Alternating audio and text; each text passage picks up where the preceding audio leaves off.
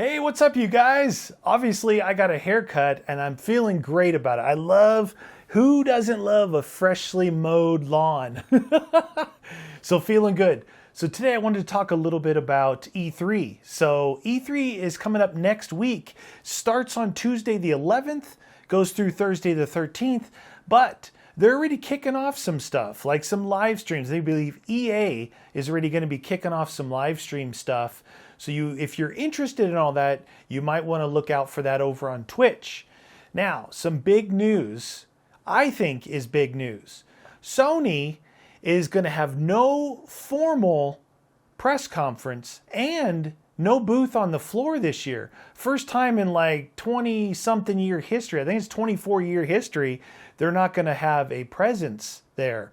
Now, it doesn't mean they're not going to be there at all. I think what they're going to do is they're going to tie in with maybe other publishers, game developers, whatever it is, and be alongside them in their booths. They may highlight some games on the PlayStation, but the big news is no press conference. EA is not going to have the traditional press conference. What they're doing is they're focusing on like live streaming, live interaction with people that are there, obviously with people that are on Twitch.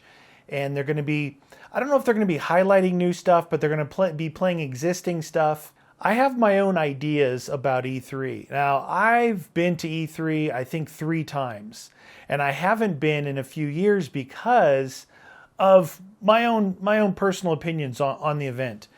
And I will give those to you here in a minute. But I want to go into some theory, maybe what some of you guys think. Do you think there is a reason, a main reason, an overlying issue why Sony decided not to show up and why EA has completely changed what they normally do? Now, the other developers, like Microsoft, Xbox, still going to have their thing. I'm sure Bethesda and some of the other big publishers are going to do theirs. Is this because of maybe a transitional year when it comes to hardware and the timing of big games? I don't know. I'm not sure. Is it the fact that E3 to me has become really an overhype, crap fest where they're just shoving things around, hoping to build hype for something that either is way too soon or is way too much, and we end up expecting too much as a gaming community. And once we see this stuff, there's no other alternative but to be let down by it. Is it that the community, the gaming community in general, is just getting tired of what happens pre and post E3? I don't know. Maybe I'm unique in the fact that I don't like when something gets showed maybe 3 years before it actually gets in our hands. Days Gone was a perfect example. It got showed at E3 2016 and it ended up coming out in 2019. Traditionally, the big games are at least 2 years, right? So if you highlight something, you go over 1 or 2 other E3 events before your game releases, now it's not time to start hyping that up. I think that publishers and game developers and a community as a whole, they need to do a better job of this. Is all of this just a big strategy by maybe Sony and possibly EA are ahead of the curve here?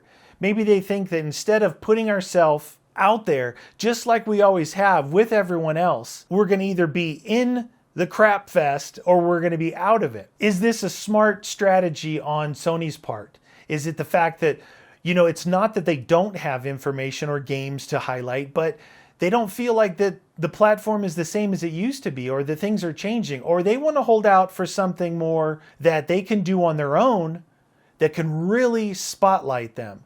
Because I think that with all the stuff comes out, with all the different publishers, game developers, the different hardware manufacturers, that it gets muddled a bit. It really does. You get a highlight during a press conference, then once it's over, you're just waiting for the next one, right?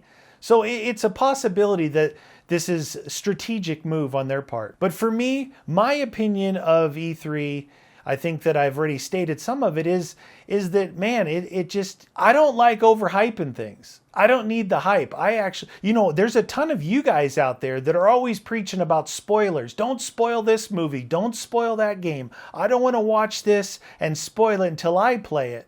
And so if there's so many people that believe in these spoilers and stuff, I'm not sure how you can, paralleling spoilers and hype is about the same thing. I want to hear about a new game. I want to know the basic premise, maybe the lore involved.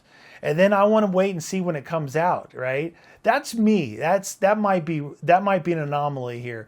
But I don't need to see this stuff. I definitely don't need to see CGI gameplay. I don't need to see computer generated gameplay. If you're not ready to show real gameplay, then I don't want to see it, because so many trailers and so much gameplay CGI, meaning it's not the actual look and feel that you're going to get by playing, then don't show it to me. Now, some of these smaller people, you guys, now these Kickstarter funds, these indie ones, these guys really need E3, okay? Let's not cover this whole thing with a blanket of bullcrap. Indie game developers and these really small studios, they need funding. They need help. That's why Kickstarter campaigns and all that are very beneficial. And there's a lot of games that come out that are super fun. It's a huge part of the industry that we as gamers really need. We need these smaller developers to come out with these one-off, just crazy fun games.